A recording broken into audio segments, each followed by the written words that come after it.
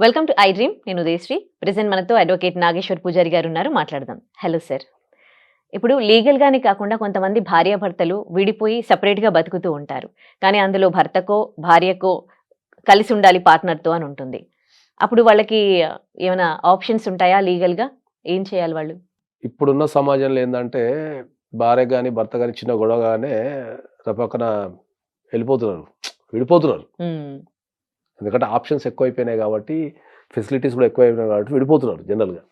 అంటే గొడవ కాగానే పక్కన విడిగా ఉండటం అనేది స్టార్ట్ చేసిండ్రు. ఇండిపెండెంట్గా ఉండడం స్టార్ట్ చేసిండ్రు. దాంతో అది పెరుక్కుంటా పోతున్నది. ఇంకా పక్కన వాళ్ళ కూడా అవును అని వాళ్ళని సమర్థించడం వల్ల అది పెరుక్కుంటా పోతున్నది. పూర్వకాలంలో ఏంది, భార్య భర్త గొడవ అయినప్పుడు ట్రాన్స్పోర్ట్ లేదు, ఫోన్స్ లేవు కాబట్టి ఒకటే దగ్గర వాడు ఉంటుండే. ఆ వచ్చిన కోపం 2-3 రోజులకు కథం అయిపోయి మళ్ళీ కలిసిపోతుండే. ఇప్పుడున్న ఇన్స్టెంట్ ఎమోషన్ని వాళ్ళకి ఏమైనా ఇబ్బంది ఎదురైతే కథ రపకం విడిపోతున్నారు. ఆ విడిపోయింది పెరుక్కుండా పోతున్నది. సో ఎప్పుడైనా సరే ఒక భార్య కానీ ఒక భర్త కానీ విడుగున్నప్పుడు దాంట్లో ఎవరినొకరు కలవాలి అనుకున్నప్పుడు, అంటే ఖచ్చితంగా నేను వాళ్ళతో కలిసి నివసించాలి అనుకున్నప్పుడు మీరు ఆర్సిఆర్ అనే ఒక పిటిషన్ ఉంటుంది, రెస్టిట్యూషన్ ఆఫ్ కాంజుగల్ రైట్స్ అనే పిటిషన్ వేయాలి. వేసి నేను నా భర్తతో కానీ, ఇప్పుడు ఒక భార్య కోరుకుందనుకో భర్తతోని, ఓకే, కోరుకున్నప్పుడు వెళ్ళి కోర్టుకు వెళ్ళి నా భర్తతో నేను కలిసి ఉండాలనుకుంటున్నా, నాకు మీరు అవకాశం, నాకు కలిపే అవకాశం ఇవ్వండి లేకపోతే కలపండి అని చెప్పి మనం ఒక పిటిషన్ వేసుకోవచ్చు. ఓకే. అయితే దీంట్లో ఒక ప్రాబ్లం ఏంటంటే దీంట్లో 2 అంశాలు ఉంటాయి. ఒకటి, చాలా మంది ఏం చేస్తారు అంటే ఆ ఓన్లీ పిటిషన్ వేస్తారు, కోర్టు చుట్టూ తిరుగుతుంటారు అంతే. ఇంకా ఆ పిటిషన్ వేసిన తర్వాత నువ్వు కలవటానికి ఏమేమి ప్రయత్నాలు చేసినావు అనేది కూడా మనం కోర్టులో ఎస్టాబ్లిష్మెంట్ చేయాలి. కాన్స్టెంట్గా ఏం ప్రయత్నిస్తున్నావు నువ్వు కలవటానికి అనేది మనం కోర్టులో ఎస్టాబ్లిష్మెంట్ కనుక చేస్తే, కోర్టు కనుక బలంగా అరే ఈ అమ్మాయి కానీ ఈ అబ్బాయి కానీ తన పార్ట్నర్తో కలవటానికి ఇంత కష్టపడుతుంది అని చెప్పేసి మన ఫేవర్లో జడ్జిమెంట్ వచ్చే అవకాశం ఉంటుంది. చాలా మంది ఏంటంటే ఆ పేపర్ మీద పెట్టి దాని మీద పోరాడుతుంటారు. ఆ పిటిషన్ వేసే ముందు ఏం చేసినావు, పిటిషన్ వేసిన తర్వాత కూడా ఏం చేసినావు నువ్వు అనేదాన్ని మనకు ఆ వ్యక్తి మీద ఉన్న ప్రేమని మనం కోర్టులో నిరూపించుకోగలగాల. ఆ నిరూపించుకున్నప్పుడు ఏంటంటే కోర్టు నమ్మితే అరే ఇంత ప్రేమ ఉందా, అరే ఇంత కలిసి ఉండాలనుకుంటారా అని చెప్పేసి కోర్టుకు 100% మీకు ఇచ్చే అవకాశం ఉంటుంది. సో ఎప్పుడైతే కోర్టు ఇస్తుందో దాంట్లో ఆ టైం పీరియడ్ మీరు ఒక 1 year 2 years ఉంటుంది కదా, అందులో నువ్వు ఎంత కాన్స్టెంట్గా నువ్వు ఒక వ్యక్తి కోసం పోరాటం చేస్తున్నది కనుక నీ తపన పేపర్ మీద కానీ నీ నెత్తయుతలో కానీ కనిపించాలి అంటే నేను ఆ పిటిషన్ వేసినప్పుడు నీకు ఖచ్చితంగా మార్పు వస్తుంది. ఆ మార్పుని బట్టి వాళ్ళిద్దరు కలిసిపోయే అవకాశం ఉంటుంది. చాలా మంది ఏంటంటే మెకానికల్ పిటిషన్ వేసి ఇక కోర్టే కలుపుతుంది, కోర్టు ఆర్డర్ ఇస్తుంది చెప్పి తిరుగుతుంటారు. వీరి ప్రయత్న లోపాలు ఉండవు. ఇది ఫస్ట్ పాయింట్. రెండోది, మా దగ్గరకు వచ్చేవాళ్ళు చాలామంది, వాళ్ళు ఈ మ్యాట్రిమోనియల్ సమస్యలతో వచ్చేవాళ్ళు చాలామంది కలిసి ఉండాలనే వ్యక్తం చేస్తారు. నా భర్తతోనో లేకపోతే నా భార్యతోనో కలిసి ఉండాల్సిన యాక్సెప్ట్ చేస్తారు. సరే నువ్వు కలిసి ఉండాలనుకుంటున్నావు కదా, మనం ఒక ప్రయత్నం చేద్దామంటే వాళ్ళు రాదు సార్ అంటారు. వీళ్ళే చెప్తుంటారు. సరే మనం ఒక ప్రయత్నం చేద్దామంటే వాళ్ళు రాదు సార్ అంటారు. అంటే సమస్య వాళ్ళే చెప్తారు, సొల్యూషన్ వాళ్ళే చెప్తారు. నేను ఒక సొల్యూషన్ ఇచ్చినప్పుడు దాన్ని పాటిస్తే వస్తారా రారా తెలిస్తే దాన్ని బేస్ చేసుకొని ఏం చేయాలో చెప్తాం మనం. నువ్వు కలపమని వచ్చినావు, నేను ఒక సొల్యూషన్ ఇస్తా, ఇయ్యకముందే ఆ రాడు సార్ వేస్ట్ అంటాడు మళ్ళీ. మరి ఆయన దాన్ని ఆఖరికి ఎందుకు వచ్చినావు? నీకు రారని తెలిసినప్పుడు నా దగ్గరికి వచ్చి నన్ను కలపమని ఎందుకు అడుగుతున్నావు? నువ్వు నన్ను కలపమని అడిగినప్పుడు నేను ఇచ్చే సూచనలు పాటించి నువ్వు కలవకపోతే అప్పుడు దాన్ని రివ్యూ చేయాలా. సార్ మీ దగ్గర కలపమని వచ్చినా మీరు కలపడానికి ట్రై చేసిర్రు, మరి వర్కౌట్ కాలేదు కదా, ఏం చేయాలని అడగాల. అందరికీ ఏమైందంటే సమాజంలో అతి పెద్ద ప్రాబ్లం ఏంది అంటే ఎవ్రీబడి నీడ్స్ ఇన్స్టంట్ రిజల్ట్. ఎందుకంటే ఈ ప్రపంచంలో అన్ని ఇన్స్టెంట్గా వచ్చేస్తున్నాయి. చట్టం కూడా అట్లే పని చేయాలనుకుంటున్నారు, చట్టం అట్లా పనిచేయదు. చట్టం పనిచేయాలంటే దానికి ఓపిక ఉండాలా, సహనం ఉండాలా, వెయిటింగ్ చేస్తే వస్తుంది. చాలా ఓపిక ఉండాలి కదా ఈ కోర్టు కేసులు నువ్వు అంటే. నువ్వు వెరైటీగా చాలా ఓపిక అని చెప్పేసి దాన్ని నువ్వు వెటకారంగా చెప్పినా కూడా ఓపిక ఉంటే సరిపోతుంది. చాలా అవసరం లేదు, ఓపిక కూడా సరిపోతుంది. కోర్టులు అంటేనే ఆ కేసులు ఆ అంటేనే ఓపిక లేకనే ఈ ప్రాబ్లం అంతా వస్తున్నది. There is a process. ఆ ప్రాసెస్ని ఫాలో కావాలా. ఆ ప్రాసెస్ నువ్వు ఎప్పుడైతే ఫాలో అవుతావో అప్పుడు నీకు రిజల్ట్ వస్తుంది. అడ్వకేట్ గా మీరు ఈ ఆర్సీఆర్ యాక్ట్ గురించి మీరు చెప్పినప్పుడు మీరు ఒక చెప్పండి, ఇద్దరు విడిపోయారు, ఒక్కరికే కలిసి ఉండాలని ఉంది, ఈ చట్టాన్ని ఉపయోగించుకొని మళ్ళీ ఇప్పుడు ఇద్దరు కలిసి ఉంటున్నారు, ఆ తర్వాత వీళ్ళు బానే ఉంటారా లేకపోతే ఆ, ఆ, 100% బలవంతంగా ఇద్దరు వ్యక్తులు కలిసేంత వరకే కష్టం. ఒక్కసారి వాళ్ళు కలిసిపోయారంటే ఎవరు విడదీయలేరు.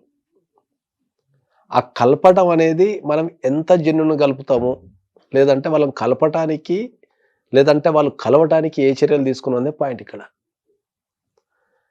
ఎందుకంటే ఎవ్వరి కాళ్ళు రూల్సే మాట్లాడుతున్నారు తప్ప, నాది కరెక్ట్ అనుకుంటున్నారు తప్ప, అసలు ఆ సమస్యను సాల్వ్ చేస్తానికి ఏది కరెక్ట్ అనేది ఆలోచిస్తాను లేరు.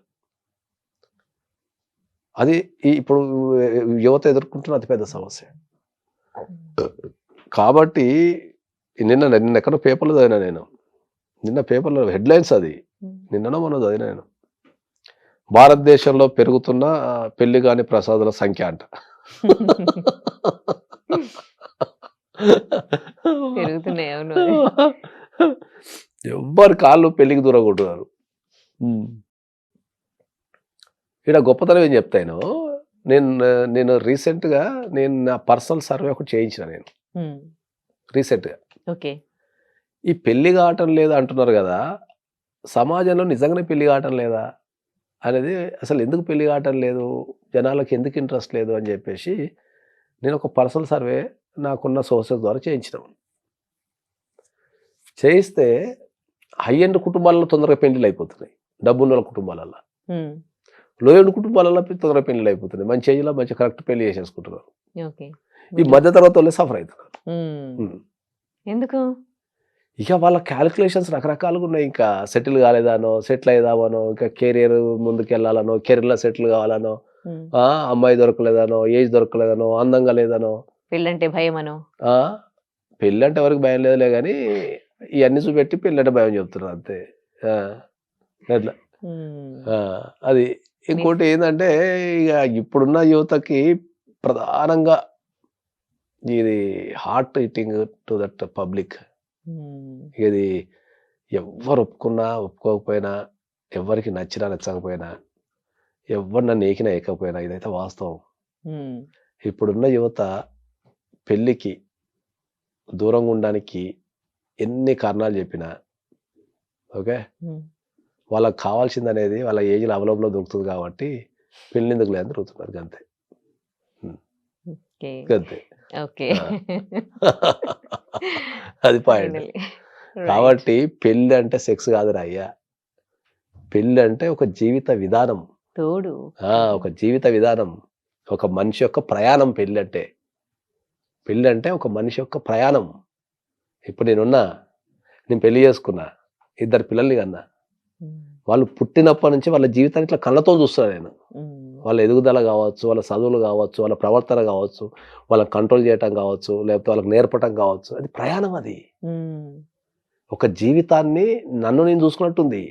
ఓహో, నేను పుట్టినప్పుడు నాకు ఐడియా లేదు కదా, నా పిల్లలు పుట్టినప్పుడు ఇట్లా పుడతారా, మనిషి ఇట్లా పెరుగుతాడా, వీళ్ళకి ఇది నేర్పాలనా, సమాజం గురించి ఇట్లా నేర్పాలనా, ఓహో ఇంట్లో ఉంటుందా, అదొక జీవిత ప్రయాణం. అది దాన్ని ఎంజాయ్ చేయగలగాల, దాన్ని ఎంజాయ్ చేసే నాలెడ్జ్ ఉంటే పెళ్లి చేసుకోవాలా. ఈ ప్రయాణం నచ్చట్లేదు, సింగిల్ గా హ్యాపీగా అవగాహన లేదు వాళ్ళకి. అదే చెప్తున్నా, అవగాహన లేదు. పెళ్ళి అంటే ఏందో, చాలా మంది పెళ్ళి అంటే ఏందో ఏదో ఇంత ఏదో వచ్చి చేసుకోవాలనో, లేకపోతే ఫైనాన్షియల్ తోడు ఉంటానో, వండి పెడతాను కొడు కావాలనో, ఇవి క్యాలిక్యులేషన్స్ ఉన్నాయి. అట్లా ఇవి క్యాలిక్యులేషన్స్ ఉన్నాయి తప్ప పెళ్ళి అనేది ఒక జీవిత ప్రయాణము. ఒక వ్యక్తి జీవితాన్ని మనం పుట్టినప్పటి నుంచి మనం చచ్చిపోయేంత వరకు ఒక వ్యక్తిని కని కాపాడి వాళ్ళకి సమాజానికి అందిస్తాము, నెక్స్ట్ జనరేషన్కి అందిస్తాము అనేది అవగాహన లేదు. అది కుటుంబాలలో నేర్పటం లేదు. నేర్పినప్పుడు నీకు విలువలు అలవాటు పడతాయి, అది నేర్పాలి మనము. పెళ్ళి అంటే ఫైనాన్స్ కాదు, ఫైనాన్స్ లెక్కలు కాదు అనేది. ఒకరినొకరు గౌరవించుకోవాలా, ఒకళ్ళ అభిప్రాయాలకు ఒకరు విలువనిచ్చుకోవాలా, కొద్దిగా ఓపిక పట్టాలా, డిఫరెంట్ మైండ్స్ ఉంటాయి. జర అలవాటయ్యేంత వరకు కొద్దిగా చూసుకోవాలా, రెస్పెక్ట్ ఇచ్చుకోవాలా. ఉమ్, ఆ! ఇప్పుడున్న దాంట్లో నేను గమనించింది ఏంది అంటే, మ్యారేజ్‌లో both the parties are respect కోరుకుంటున్నారు. అమ్మాయిలు అయితే ఇంకా విపరీతంగా కోరుకుంటున్నారు. ఉమ్, ఇక అబ్బాయిలు కూడా అబ్బాయిలైతే ఎప్పటినుంచో కోరుకుంటారు. అది వేరే విషయం గానీ, అమ్మాయిలు కూడా అంత సమానంగా కోరుకుంటున్నారు. ఉమ్. రెస్పెక్ట్ తప్పి కోరుకుంటున్నారు. కుటుంబాలలో ఏందంటే, యెస్ నేను వర్కింగ్ వుమెన్ రెస్పెక్ట్ ఉమ్, కావాలా, లేకపోతే హౌస్ వైఫ్ అయినా సరే రెస్పెక్ట్ కోరుకుంటున్నారు వాళ్ళు. తప్పేం హ్మ్. కాదు కదా. నేను తప్పంటంలే. ఉమ్, వాళ్ళకి ఆ రెస్పెక్ట్ ఇవ్వకపోవటంలో ఫెయిల్ అయితున్నాయి అంటున్నా నేను. ఇప్పుడు నాకు ఉమ్. ఉరిశిక్ష ఏస్తారా ఏంది? తప్పేం కాదు కదా అంటే నేను తప్పు చేసినట్టు. కాదు మీరు ఆ! అంటే అది. కొన్ని సంవత్సరాల నుంచి కూడా లీగల్ పాయింట్స్ ఏ మాట్లాడకుండా పెళ్లి గురించి, పెళ్లి వ్యవస్థను సెట్ చేయడానికి చాలా చాలా అవును. టఫ్ ఫైట్ ఇప్పుడు చేస్తున్నారు. పెళ్లి వై? గూడా పెళ్లి లీగలే. ఇప్పుడు లీగల్ సమస్యనే అది దేశంలో. విపరీతమైన డైవర్స్ కేసెస్ రేషియో విపరీతంగా పెరుగుతున్నది. నేను అదే మొత్తుకుంటున్నా నేను. విపరీతంగా పెరుగుతున్నది. ఆ పెరిగే రేషియోని ఆపగలగాలనేది సిద్ధాంతం మనం. ఆపగలగన్నప్పుడు నీ చట్టాన్ని చెప్పాలనా? లేకపోతే పెళ్ళిలో ఉన్న సమస్యలు చెప్పాలనా? హిందూ మ్యారేజ్ యాక్ట్ ఇప్పుడు నువ్వు కరెక్ట్ పాయింట్ లేవనెత్తినావు. హిందూ మ్యారేజ్ యాక్ట్‌లో ఇప్పుడు నన్ను పెళ్లి గురించి, చట్టాల గురించి చెప్పమన్నావు. ఉమ్, హిందూ మ్యారేజ్ యాక్ట్‌లో గట్టిగా కొడితే అన్నీ కలిపి కరెక్ట్ సెక్షన్స్ అంటే ఇంట్రడక్షన్స్, అప్పీల్‌లు తీసేస్తే 10 సెక్షన్స్ ఉంటాయి. ఉమ్, అదే. జనాలకు పనికొచ్చేటివి ఒక 10 సెక్షన్స్ ఉన్నాయి. ఉమ్, మిగతాదంతా ఇంట్రడక్షన్ అని, అవని, ఇవని, జ్యూడిక్షన్ అని రకరకాలుంటాయి. ఉమ్, ఆ 10 సెక్షన్‌లు ఎంతకాలం చెప్తా నేను? నేను చెప్పాల్సింది పెళ్లిలో ఉన్న పెళ్లికి సంబంధించిన చట్టాలు గాదు. ఉమ్, పెళ్లి వల్ల ప్రజలు ఎదుర్కొంటున్న ఇబ్బంది ఏంది? ఉమ్. దానిని ఏం సరి చేయాలనేది నాకున్న ఎక్స్‌పీరియన్స్‌ని బట్టి నేను చెప్పాలా. పెళ్ళిలో కరెక్ట్. ఎక్కడ తప్పు జరుగుతుంది? కుటుంబాలలో ఎందుకు సఫర్ అయితున్నారు? మీరు కోర్టు దాకా రాకుండా ఉండడానికి ఏం చేయాలి నేను? ఉమ్, అనేది నాకున్న ఎక్స్‌పీరియన్స్‌ని, నాకున్న దాన్ని నేను చట్టాల రూపంలో గాకుండా, ఒక కామన్ భాషలో జనాలకి ఎక్స్‌ప్లెయిన్ చేయాలని, జనాలలో మార్పు రావాలా, పెళ్ళిళ్ళు చేసుకొని కోర్టుకు రావద్దు, పెళ్ళిళ్ళు చేసుకొని హనీమూన్‌కి పోండి అని చెప్తున్నా నేను. అందరు అడ్వకేట్స్ కోర్ట్ అది. కేసెస్ కావాలనుకుంటారు. మీరు కేసెస్ రాకుండా ఎక్కడైతే హ్మ్. అంటే ప్రాబ్లమ్ అవుతుందో అక్కడనే క్లియర్ హ్మ్. చేసేసుకుంటే అసలు ఏ యాక్స్ అవసరం అదే లేదంటున్నారు. అంటున్నా. అందరు అడ్వకేట్స్ ఏందంటే, ఈ సమాజం నన్ను గుర్తించకున్నా, నాకొక అవగాహన ఏముందంటే, ఈ సమాజంలో నేనున్నా అని గుర్తుంది నాకు. ఆ! ఉమ్, కాబట్టి ఈ సమాజంలో నేనున్నప్పుడు, నేనున్న సమాజాన్ని నేను బాగు చేసుకోవాల్సిన బాధ్యత నా పైన ఉంటది కాబట్టి, ఓకే. ఎందుకంటే నేను తిరుగుతూ చస్తున్నా గదా! ఆ! నేను తిరుగుతున్న సమాజం ఇప్పుడు నా ఇల్లుందనుకో శుభ్రంగా పెట్టుకుంటా. నా ఆఫీస్ ఉందనుకో శుభ్రంగా పెట్టుకుంటా. నా కారు ఉందనుకో శుభ్రంగా పెట్టుకుంటా. మరి నా సమాజాన్ని, నేను తిరుగుతున్న సమాజాన్నో లేకపోతే నేను తిరుగుతున్న దేశం శుభ్రంగా పెట్టుకోవటం ఎట్లా? కరెక్ట్. ఆ! సోషల్ రెస్పాన్సిబిలిటీ దట్ ఈస్ ఉండేదే నేను తిరిగేదే నేను సోషల్ అయినప్పుడు, ఆ సోషల్ రెస్పాన్సిబిలిటీ ఉండి నా చుట్టుపక్కల జనాలు మంచిగుంటేనే నేను మంచిగా పాడైతా గదా! నేను ఒక్కడినే కరెక్ట్. మంచిగా పాడై అందరూ బాగలేకపోతే నేనే నుంచి పాడేసొస్తా. అందరూ ఇట్లా ఆలోచిస్తే ఆ! సొసైటీ అంతా అందరూ ఆలోచిస్తేనే బాగుంటది. బాగుంటది. ఈ ఎన్ని జీవిత సత్యాలు రాత్రంతా పుస్తకాలు చదివి ఎన్ని చెప్పినా కూడా మీరు ఇన్ని సస్తలేరు గదా! నన్ను ఏకేపనే పెట్టుకుంటున్నారు. ఎన్ని సింపుల్ సూత్రాలు అంటే ఎంత సామాన్య వ్యక్తికి గూడా అర్థమయ్యే భాషలో చెప్తున్న జీవితం. ఎన్ని 100,00,00,000 నీకు 1000,00,00,000 ఫైనల్‌గా ముచ్చటబెడతానికి మనుషులే గావాల. ఆ ఉమ్, ముచ్చట వల్లనే నీకు ఆనందం వస్తది తప్ప, నీ బ్యాంక్‌లో ఉన్న 100,00,00,000తోనో, నీకున్న 10,00,00,000 ఇంటితోనో, లేకపోతే 2,00,00,000 కార్‌తోనో ఆనందం రాదు. హ్మ్. మళ్ళా ఫైనల్‌గా మనిషికి ఇంకో మనిషే తోడు. నువ్వు వాళ్ళతోని ఎంత ప్రశాంతంగా, ఎంత ఆనందంగా గడపగలిగితే అంత హ్యాపీగుంటావు. అంత ఎంజాయ్ చేస్తావు పైసలున్నా లేకపోయినా. ఉమ్. హ్మ్. నువ్వేం చేస్తున్నావు? మనుషుల్ని సంపాదించుకునే పని పెట్టుకోరా అంటే, మనీ సంపాదించే పని పెట్టుకొని మనుషుల్ని వదిలిపెడుతున్నావు. రైట్. చాలా మంచి మెసేజ్ ఇచ్చారు. మీరు అంటే మీ ఏ ఇంటెన్షన్‌తో అయితే ఈ మెసేజ్ ఇచ్చారో ఇది అందరూ తెలుసుకోవాలని కోరుకుంటూ థాంక్ యూ సో మచ్.